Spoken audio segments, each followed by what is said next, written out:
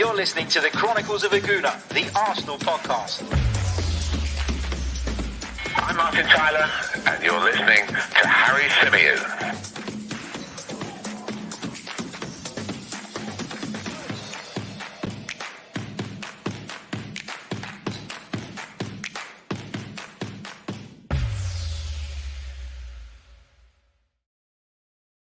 Hello and welcome back to the Chronicles of a Gooner, the Arsenal podcast brought to you by the 90 Min Football Network. As ever, I'm your host, Harry Symeou, and on this edition, I'm joined by a very special guest. He's one of the most recognized Arsenal YouTubers on the scene. He's got a fantastic channel. He's a brilliant journalist as well, also currently working at Football.London. Welcome back to the program, Tom Canton. How are you, sir? Wow, as intros go, that was pretty darn good.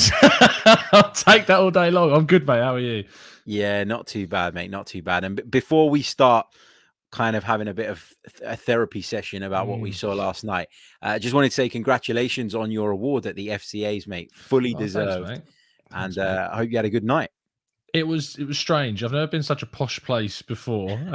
But yeah, no, it was a really good evening. I mean, to be honest, I was more happy for Mike on the Gooners pod winning the Gooners versus Cancer on the charitable award. That was amazing. The look on his face when you see the video, which I'm sure he'll put up when he wins it, is insane. So yeah, that was the highlight for sure. Yeah, that's a fantastic achievement from Mike. And we've all been kind of involved in the even just a small part in the promoting the kind of promotion of it, and we went on the 24-hour stream, which he did, which was incredible. So brilliant to hear that. And also congratulations to the Arsenal Vision podcast as well for winning the best podcast, because they are definitely one of. Elliot loves his champagne, that's for sure. When he won that, he was like, "Anyone champagne? Champagne? Anyone?" And it's like, "We finished it, Elliot." It was like, "No, I'll go get another one. Champagne, anyone?" Yeah, but yeah, no, fantastic work from them as well, because that is, if not the best, definitely one of my top 2 Arsenal podcasts out there. So, got to give him a lot of credit for that and the great work that they do on a regular basis. So at least Arsenal are winning in something, because we're not winning in the Premier League at the moment. Tom, we looked as though we might have turned the corner when we won those 3 games consecutively. I think a lot of us looked at the performances and said, well, they're not ideal and they're not perfect, but when you get the result, who really cares? And since then, we've seen a couple of performances that haven't been up to the standard. The game at Brighton was poor, I thought, in terms of the way we played. I thought we were fortunate to come away with anything from that one. And we were very fortunate in the end to come away with something last night as well. I've titled this episode of the podcast, "Will Arteta Ever Get It Right?" Because I am somebody who's backed him quite a bit. I'm somebody who said that this is going to be a long-term thing, that it's going to take time for Arsenal to get to the level that they need to be at to be competing for the Champions League positions again. But there are games that seem to be coming along more and more frequently where I'm sitting there and I'm going, I'm not sure if this is ever going to turn around, or we're ever going to get the level of consistency needed to achieve our objectives. First of all, before we dive into some of the kind of separate discussion points about the game, where are you in terms of this Arteta thing? And did last night make any difference in terms of your stance? No, it made no difference, because my stance has been unchanged since VIEIRA. That was when my mind shifted. That's when I was like, okay, I think a change of coach would be the best move for the club right now. And so I've been waiting for this season to turn me in the other direction and put me back on that Arteta train. And as I've been saying on TGT for a while, is about I want it to succeed. I'm desperate to see Arteta succeed. I really want it to work. But it's just not. And I mean, if you look at the last 5 games, I'm obviously unbeaten now for 5 games against Norwich, Burnley, Spurs, Brighton, and then Crystal Palace. The only real performance, and it was only one half of the game, was against Spurs. In that first half of that game, we went 3-0 up. That's the only time I could genuinely say, oh, that was exciting, and I was on board with it, and I didn't feel threatened as a side, and we dominated it. Against Norwich, we created a lot of chances, but not any massive, really clear goal-scoring chances, and we were fortunate to get the goal that we did. Against Burnley, we obviously had to rely on an unlikely free kick, a brilliant free kick from Martin Odegaard, but beyond that, again, didn't really create all that much. Against Spurs, we blitzed a side that were awful in the first half with those 3 goals, but we did play really well in that first half.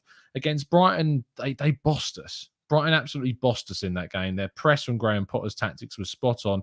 We were unable to get out from the back, and Arteta didn't react at all during the game, didn't change anything, didn't try and combat it in any way by matching up their 3 at the back. And then last night was, again, I was fine with the formation. Is what I kind of was interested to see us go back to that 4-3-3. I thought it would give us more going forwards, but the style's just not the successful style is just not there. It's one dimensional. It's all about using the wide areas, and if you stop that, which Palace did for much of the game, then you've stopped Arsenal basically, and there's no plan B. Yeah, it very much feels like that, doesn't it? We talked a lot about the over-reliance on, for example, Kieran Tierney as being a real attacking outlet down that left-hand side. And last night, there was a hesitance on Kieran Tierney's part at times to, when he did get in those positions, to take on his man, to make that run beyond his player. And that's partly down to the way Crystal Palace defended, and credit where credit's due.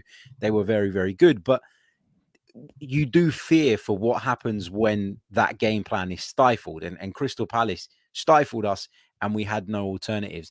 I was of a different view, though, Tom, with regards to the formation. I said on my preview show that I didn't want to see the 4-3-3, and I didn't want to see Martin Odegaard playing in that slightly deeper position, because I felt, given what Crystal Palace have in midfield, you know, Milivojevic, very solid central defensive midfield player. MacArthur puts himself about, probably should have been sent off. Definitely probably should have been sent off. You know, and then, of course, Conor Gallagher, who's been a real bright spark for Crystal Palace this season. I felt like we were always going to get overrun in that area. And when half-time came and Mikel made that change and brought Lokonga on, I thought there was a part of me that was standing there in the stadium going, I'm glad you've seen that.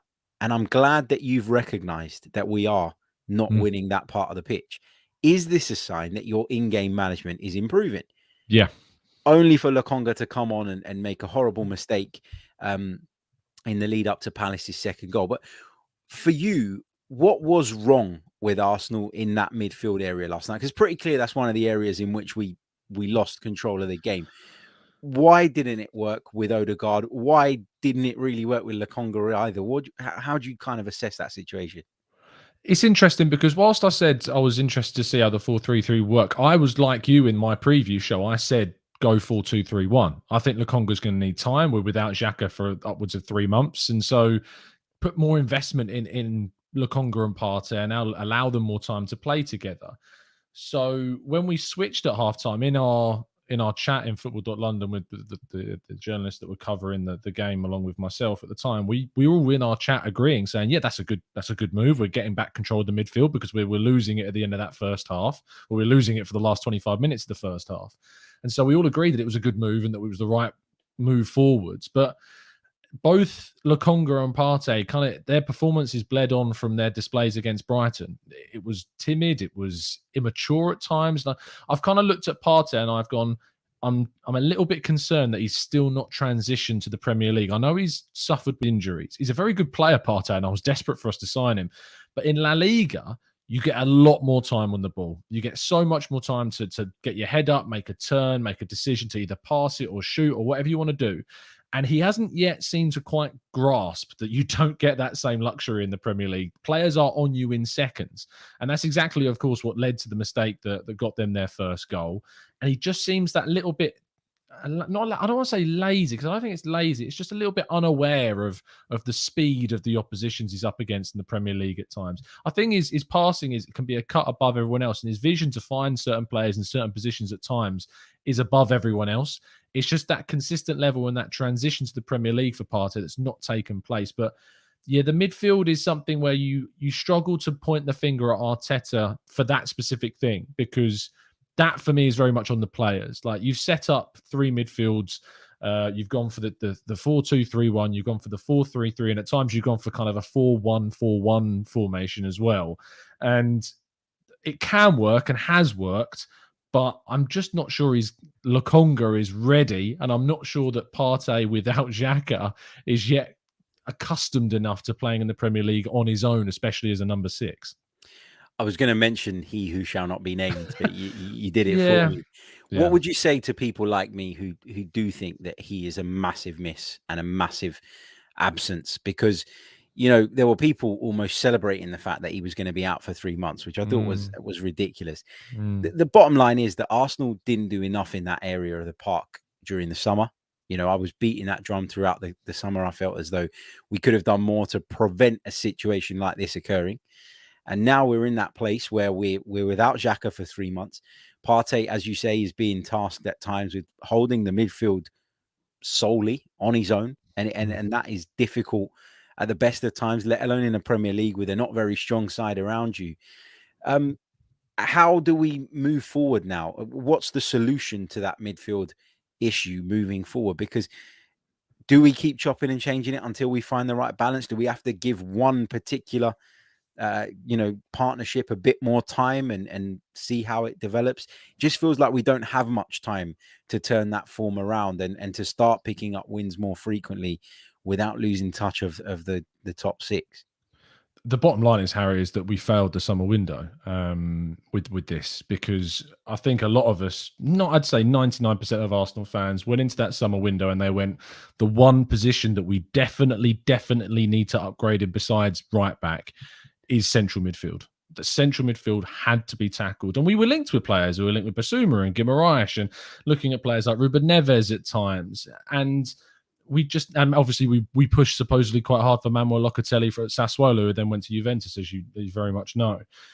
We clearly were in for a midfielder. But then when the Jacko move to Roma broke down, it seemed that all of those links diminished. And Arsenal's interest in bringing in a player in that position definitely did diminish. However, that was the issue, is that as soon as Xhaka goes, or if, say, Xhaka had gone and a new player had come in, if they had got injured instead of Xhaka, we would be in this same situation, which is that we have Partey, who I think we all recognise can't play as a lone number 6 in a 4-3-3 and needs to play alongside someone.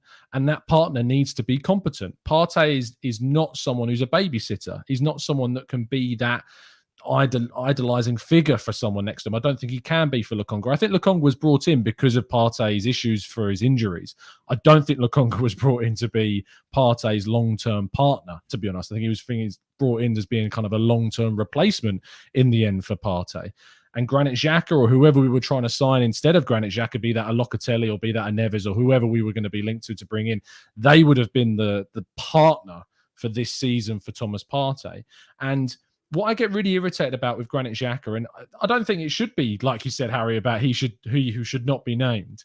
And I know it feels like that sometimes, because whenever you step above the parapet to say a good thing about Granit Xhaka, immediately you get that flick of the fan base just want to go for you and say, he's not good enough. He's made mistakes time after time after time. Red card, error leading to goal. And they're right. He has done those things. But that doesn't mean that you ignore all of the positive things, all of the game-changing things, all of the characteristics that he was hugely integral to that Spurs win in the North London derby with his performances, and all the positives that he brought to that display, and how he raises up Partey's game and how Partey raises up his game as well. And they're a really good dynamic when they're together. You don't have to feel embarrassed by complimenting Xhaka, because he's got a lot of good things. And I also think sometimes that people think if you see someone praising Granit Xhaka, that's construed as you thinking he's good enough, or that's what we should be aiming for, when it's not. Granit Xhaka should be applauded for what he's good at, criticised for what he's bad at, but he should be understood for knowing that right now he's probably Arsenal's second best midfielder behind Partey, obviously not looking at Partey's form right now. But I mean, he was our best midfielder last season, Xhaka, without a doubt. And we needed to sign someone better. So the fact that he stayed and we don't have him, to turn around and say that we aren't gaining anything from not having him there, is probably a little bit agenda driven more than anything else. Yeah, it absolutely is. It absolutely is. And it's a shame that we're at that point with Granit Xhaka, but I agree with you. It's not about, when you praise him or when you suggest that we're better off with him in the side, it doesn't mean that you think he's the best player in the world. No. It means that you think of the options that are currently available to Mikel Arteta, he is one of the strongest, and he absolutely is. Even if it's just for the positional discipline that he gives you. Some of those goals or the 2 goals that we conceded yesterday, they're because we got caught in possession in the midfield, and we didn't have we were too slow, but we also didn't have an idea of where to progress the ball. We did the breakdown show a little bit earlier on. In fact, I've got the screenshots here. We can bring them up again. When you look at Lokonga here, when he picks up the ball in this position, what option has he got? Ben White is on the move. His body's at the wrong angle. It's going to take him time to set himself, which probably makes Lokonga feel a little bit reluctant. There's a feeling among the crowd that we need a goal at this point. Lokonga doesn't want to play the ball backwards. And because at that point in the game, Tom, last night, there was a period where Arsenal were playing the ball up to a certain point and then having to turn back constantly. And the crowd were getting on their backs. You could feel it. You could feel the frustration in and amongst those within the stadium. So Lokonga here is probably thinking, well, I can't play this back. Ben White's not settled anyway in a position. And he tries to overcomplicate it, and he gets dispossessed. And then when you look at the Partey one as well, he receives the ball here, but you look at the options available to him. Lokonga's not in a great position. Ben White is in a position where he can be easily pressed. I'd say that was probably the right option, going back to Ben White and let him pick out the goalkeeper. But there's not much going on. And that lack of movement and that lack of kind of fluidity to our game has been a constant under Mikel Arteta, hasn't it? Yeah. Why is it, though? What's wrong? Are they overcoached? Are the players not fit enough to sustain a level for 90 minutes? What, in your opinion, is the issue here? Obviously, without being in the training ground, it's impossible to say if they're being overcoached or undercoached. All we can go off is what we're seeing on the pitch in the 90 minutes. And for me, the amount of time that we've had Mikel Arteta now in the side, the fact that we are unable, in my mind, to see a definitive style that has more kind of as a multifaceted approach, and rather than just using the wide areas to ping balls into the box as much as possible. That is the crux of our problem, is that I can't tell you definitively what Arteta's style is as a coach, besides he loves to put the ball into the wide areas and chuck it into the box. And defend deep. That's the only things that I can look at of him. And if you want to, if the retort to that is to say, well, that is his style, well, then that's not good enough. Like that's not what we want to see. We want to see a free-flowing, dominant possession side that can break teams down, that's patient, but doesn't just rely on chucking the ball into the box to create the only chances when the defense is playing deep. It's about when you need to break teams down, you need to take that Guardiola approach of stretching teams, switching the ball really quickly, going back and forth like we used to do under Arsene Wenger at times. I remember when we dominate games, we might be 1-1 or 2-2 in the final minutes because of defensive errors, because of the players that we signed during the end of the Wenger era weren't good enough. But the Wenger style was still there at times. It was the recruitment that let us down so much. And we'd work it around the box, and eventually we would break through, or we wouldn't, and we'd just go on to the next game. But we wouldn't play like we are playing now. We wouldn't be just chucking the ball in. And we got so lucky last night with that Lacazette equalizer as well. And that does come from an Arteta system. I mean, even the first goal, it's a case of having a pop shot from a low XG angle and it going out to Aubameyang. That's not a good goal to score. I saw a lot of people tweeting saying, great goal, like good to get an early lead. And I agree on the sense that, yes, it's good to get an early lead, but that's not a goal that I look at and go, yes, I can see exactly what we were trying to do tactically to get that opening goal. It was a pot shot from Pepe in a low XG position that just dropped to Aubameyang in a very fortuitous position. And then the goal that we scored at the end was just pinging the ball into the box, as we always do, a little pinball in the box, and it fall into Lacazette. And if you look at the goals that we've scored this season, besides that Spurs game, it's very similar. It's fortunate goals like the Norwich game, like the Burnley free kick. We didn't score, obviously, against Brighton. And then that's it, isn't it? I mean, it's just the North London derby besides that, where we had some good bits of play, but it's really quite poor. And I am lacking in hope now that these things are going to get better and that we're not. Because what I tweeted out this morning is 5 games unbeaten, 45 minutes of real football I can get behind. That's not sustainable across a season. 5 unbeaten games, 3 of those being wins. That's not going to happen in the next 5 games if we're playing like we did against those games. It just isn't going to work out that way.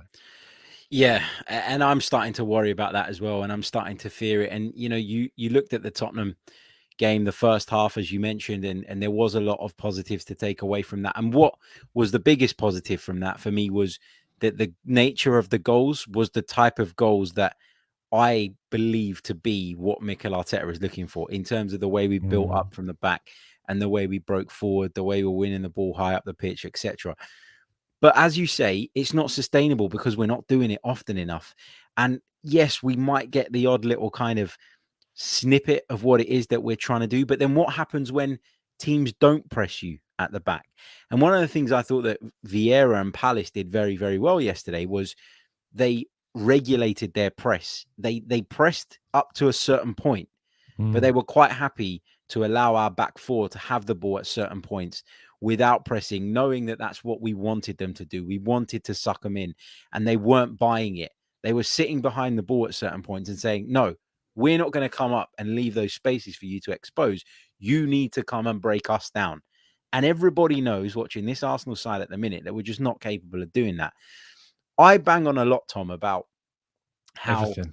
Yeah, everything. Yeah, exactly. I bang on a lot about how I really like Saka. I really like Smith Rowe. I think they're fantastic players, and I think they'll go on to be very, very good players. But, and there is a but, I don't think that you can guarantee me that every week they're going to perform and produce the outputs required for Arsenal to say, there are two wingers and we're going to play them every single week. People criticize Nicolas Pepe a lot, but he does make things happen. There will be a contribution in a game from Nicolas Pepe more often than not, whether that's an assist or you know, creating a big chance. I love Saka and Emil Smith Rowe, but I think it's wrong and it's naive from Mikel Arteta to say that these two guys are definitely at the level we need them to be at this point in their careers and can be relied upon. Are you in agreement, or do you think I'm being harsh on them? How do you see it? No. At the end of the day, they're 21 and 20, and we're looking at them to be the catalysts for our season and the cruxes of this side, and that's not fair. Like, you can't. What successful team in the world right now that's going for a title is relying on a 20 or a 21-year-old? I mean, I'll say successful. What team pushing for the top four is relying on a 20 and 21-year-old to be the difference makers for them? The answer is that unless you can come up with a couple, and I'm sure that there'll be people in the chat box to think of one immediately, but it's an anomaly. Like, it's not consistent, and teams are looking towards players to push them to their targets that are not in that age bracket. You look at the rise of Everton, how good they're doing this season. They're doing it through experienced players. Like, you look at Townsend, who's came in and done really well. The season prior, they brought in Doucouré, Alan, they brought James Rodriguez, experienced figures, especially those that have already got Premier League experience. West Ham have brought in the likes of Souček and Sofal, who have come in from the Czech League. But again, they're experienced international players that have been difference makers for them. And it's this that we haven't really quite grasped. Is not necessarily that we haven't grasped. I think we've needed to lower the age of the team overall, because we were getting so many just dead older players in this group, like your Willians, etc., in the group, and we needed to lower that age bracket. But the problem is with this season is we'd lacked that key experience signing, that marquee figure that was going to be transformative. We had it last summer with Partey, but he was missing for so much of the season. We never really got the benefit of having him in that first year. And we've added Gabriel in that season too, and you've added Ramsdale, Ben White, Tomiyasu, Erdegar, and Tavares and Lokonga, all very young. The older players aren't performing. And so Saka and Smith Rowe, to go back to the question, are being expected to be the difference makers for this side. And that's not fair on them. And also, not only that, but Saka's not even being played in his best position. You shift him over to the left-hand side, it's just simply not his best role. You look at how he plays there for England. You look at how good he was in the North London derby on the right wing. It's where he needs to play.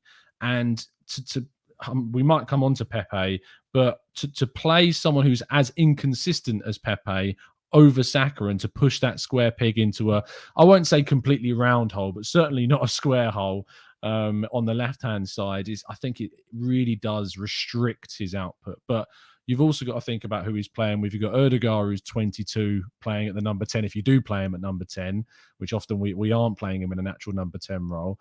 And then Aubameyang, who is so out of form up top to be the guy that they're feeding and delivering the ball to, that you're almost setting them up to fail. And that's a big, big problem for us, especially when the system that you're deploying isn't even working or isn't working for them specifically anyway. Yeah, I mean, I agree with a lot of that. In defense of Aubameyang, I think at least he's putting the work in. He did last night Yeah. anyway, which is something Yeah. that we would have accused him previously of maybe not doing. You mentioned Odegaard there. What have you made of him? Because he started the season, I thought, quite well. Or the first couple of games he played, I thought, we thought, the North London derby included, he was brilliant. He helped set the tempo for the press and was very, very good. I think he had a stinker at Brighton, and I don't think he was very good last night. Are you concerned about that, or is it a case of he is also a 22-year-old and we need to be realistic? It's a mixture. I am disappointed with him in the last two games. I think he's been invisible, because I think if you look at the Norwich game, the Burnley game, and the Spurs game, I thought he was excellent. I thought he was our standout player in arguably all three of those games. In the North London derby, it's hard to look past the goal contributions of Aubameyang, Saka, and Smith Rowe. But I think Odegaard went under the radar in the North London derby for his just the pure pressing of the guy that he had in those three games. He was inspiring those other players to push up with him, and his passing goes under the radar as well, and how influential his passing can be. But against Brighton and against Crystal Palace, genuinely, you wouldn't even know he was on the pitch in those games. And I don't know what's flicked for him. I don't know if that's the mentality of a young player being affected by just that things aren't really going Arsenal's way at the moment. But that was a concern. However, you said it. He's 22. Like, he's far from the finished article. He's come from Real Madrid with all of the expectation when he was signed at 16 to be this massive player. And I have the faith that if given the right guidance, he can become a top class, maybe, who knows, a world-class player in the future. But he's not being used for me in the right way, and we're not looking to get the best from him.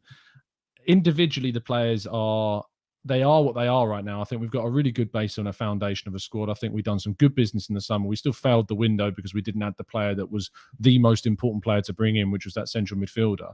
But it's there. I'm just struggling, Harry, to see how it's being knitted together. I know I've been trying to keep an eye on the comment section as well. We've been talking, and I watch your show, Harry, and obviously for me and you, we backed Arteta a hell of a lot last season. And whilst my kind of not support hasn't stopped, and I never would stop supporting and wanting him to turn things around, my view on him has changed to think that a change of coach is the right idea.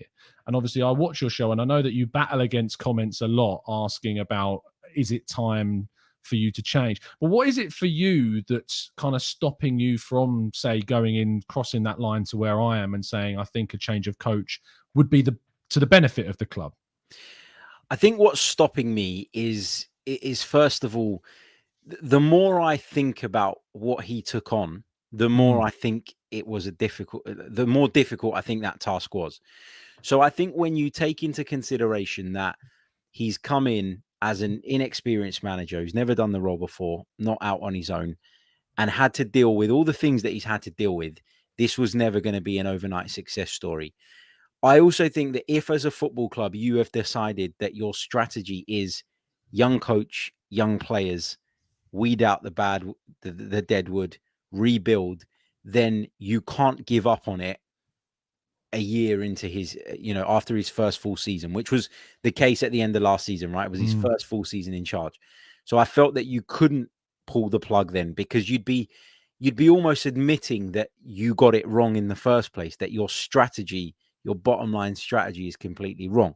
So my view on it was that Arsenal weren't going to pull the trigger at the end of last season, and probably rightly so, and should see this out. But there comes a point where that line has to be drawn, and where you have to cut your losses and say this just simply isn't working. What I would say is that a lot of the transfer business that Arsenal did over the summer, I think, is business that the club feel still stands them in good stead, whether that's with Mikel Arteta or not. Absolutely. And I think that is so, so important. I think that although Mikel Arteta has been promoted to manager, that there is still a view that he is, the business that they did was geared to benefit any manager that is to take over the club in the next couple of years, and to benefit the club in terms of maybe being able to sell some of those players on if they improve and their value increases, or if we're able to keep hold of them and compete at the highest level, then great, they're part of it. The reason at the start of this season, I said that this season he was under big pressure for me. And then we started the campaign, and there was a lot of circumstances as to why things were made more difficult. The fixture list didn't help. Chelsea and Manchester City, two teams, in my opinion, on a completely different planet to us, were obviously two of our opening 3 fixtures. We lost those games, and then we won 3 off the back of that. And then, we drew at Brighton, and now we've drawn against Crystal Palace. I just think that if you rip it all up and start again, are we then going to be waiting another 2-3 years to see the little progress that we have seen? I think there has been some. Whether that's on the pitch, though, is up for debate. I think there's been some in terms of the way the club is operating. So there's been progress in terms of getting players out that needed to get out.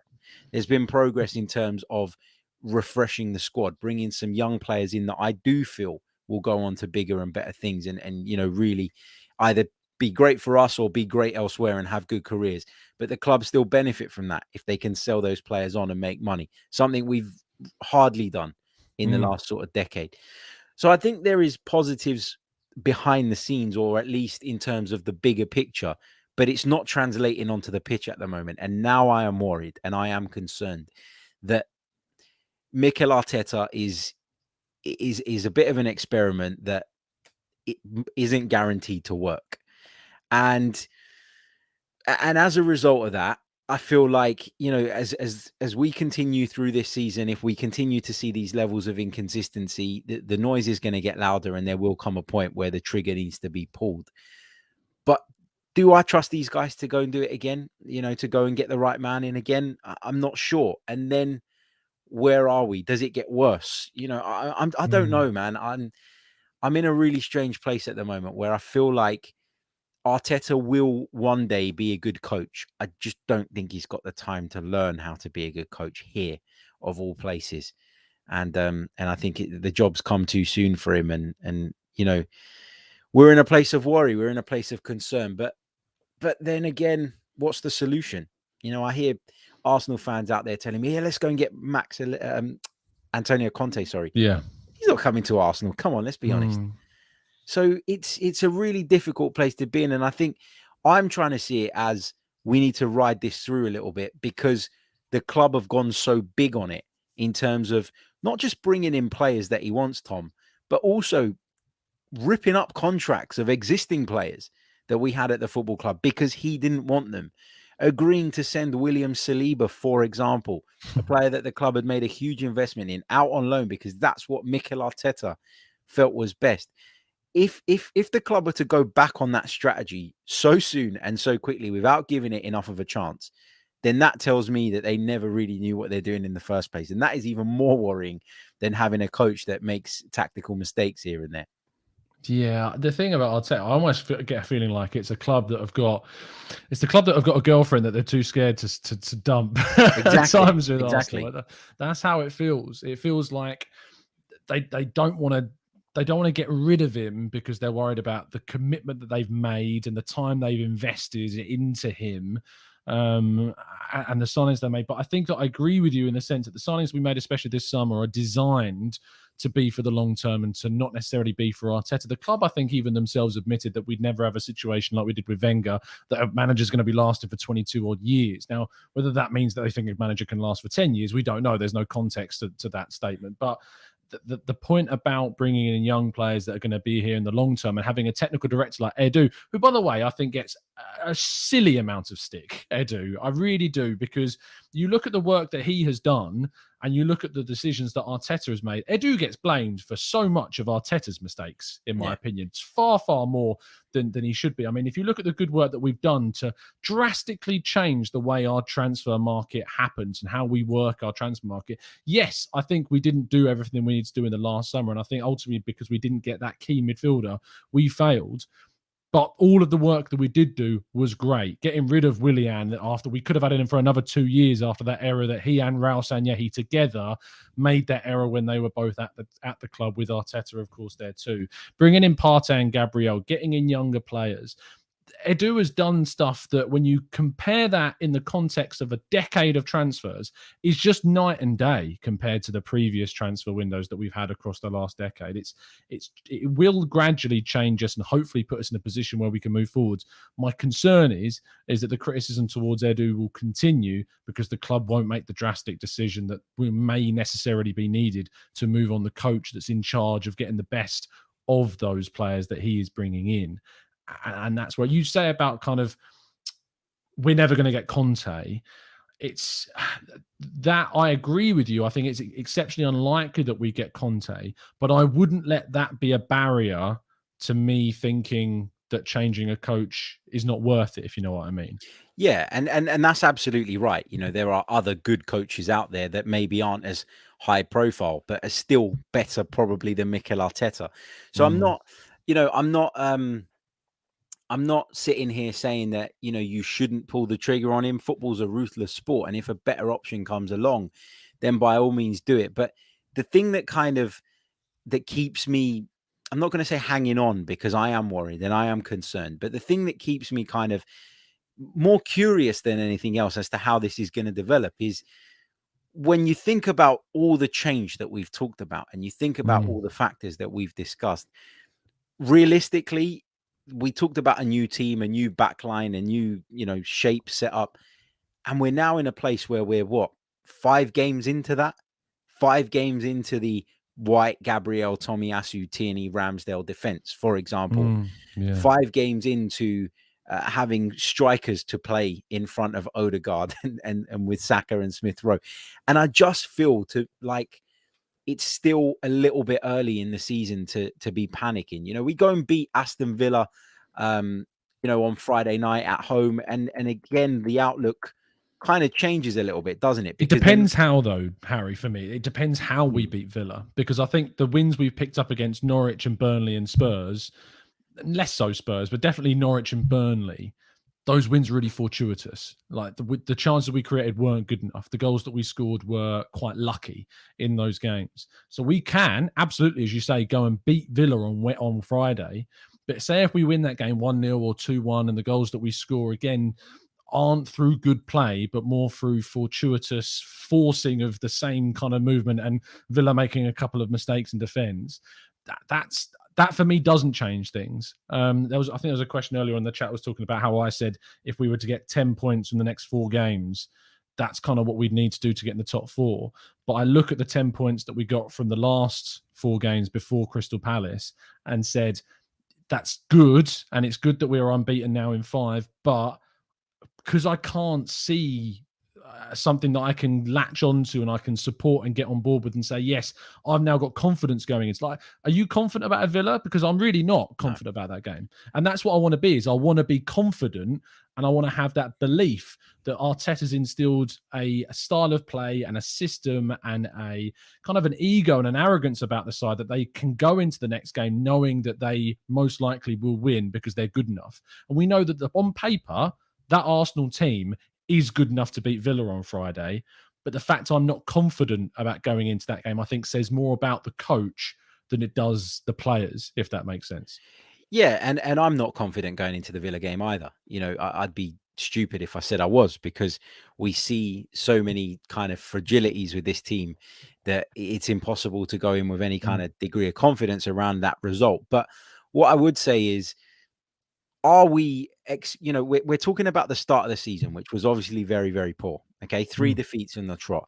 We then took 10 points from 12 and people said, or people are saying now that it wasn't a convincing 10 points from 12. And I completely agree with that in terms of the performances.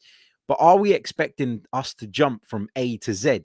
Or are we not recognizing that you don't go from losing your first 3 games of the season to then winning convincingly your next 4?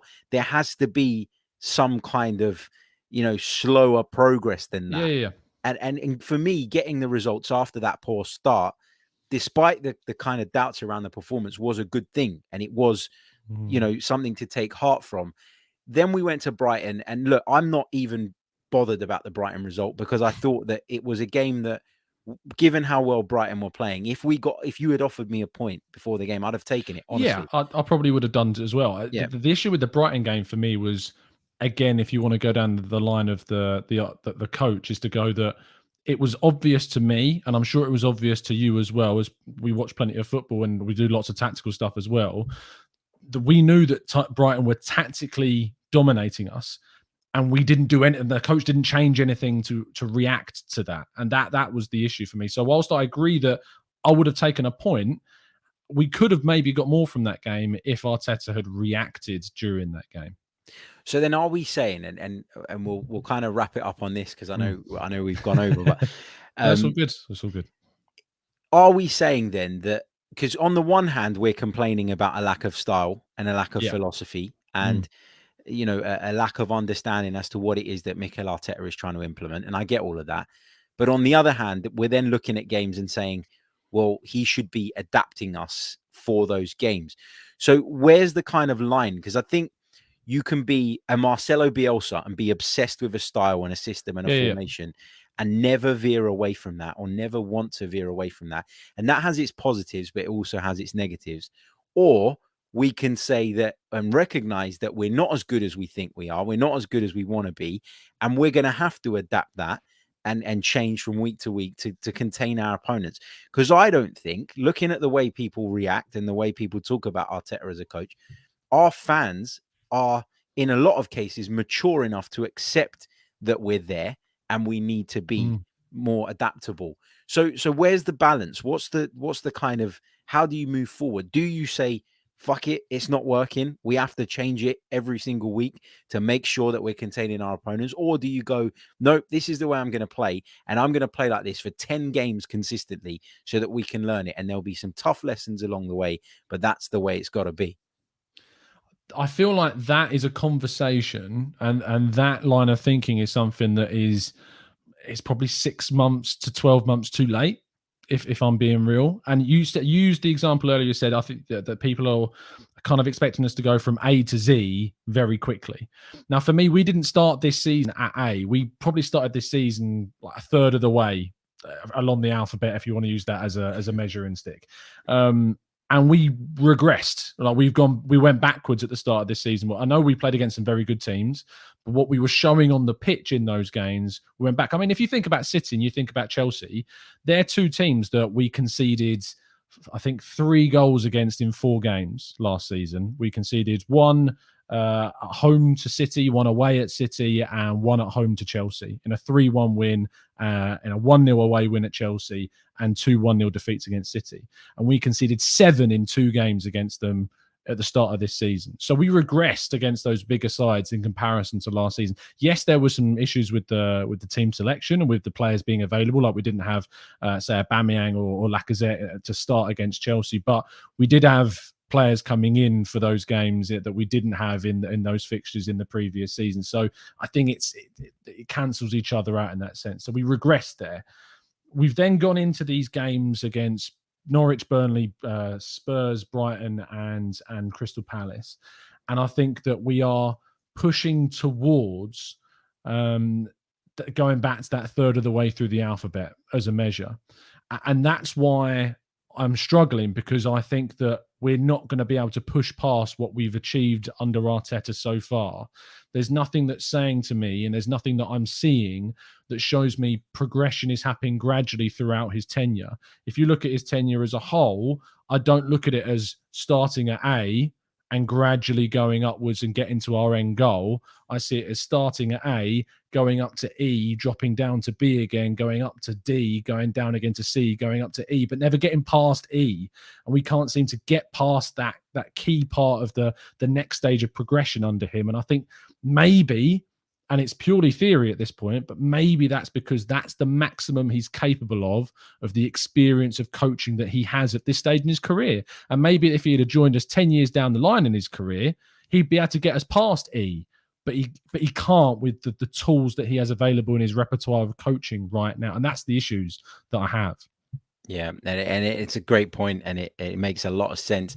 We're going to wrap it up there because we've gone well over. But Tom, we need to do this more often, man. People Absolutely. are asking for it in the chat. We'll make sure that we work it out with our calendars and get something in where we can do this a little bit more regularly. But Tom, great talking to you as always, mate. Let people know how they can keep up to date with your excellent work and the Gooner Talk TV. Thanks, mate. Yeah, likewise. It's been absolutely great to join you, as it always is, mate. You can find myself at the Gooner Talk TV, or you can find my work over at Football.London and the Arsenal Way YouTube channel as well. Brilliant stuff. Make sure you get over and give Tom a follow. We'll be back very, very soon with more Arsenal content. Big thank you to Said Abdullah, by the way, for his super chat donation. Always very, very much appreciated, mate. Thank you to everybody else who's watching us live, to those of you who'll be watching this back later or listening to it via the audio platforms. We'll be back soon. Until then, take care. Goodbye.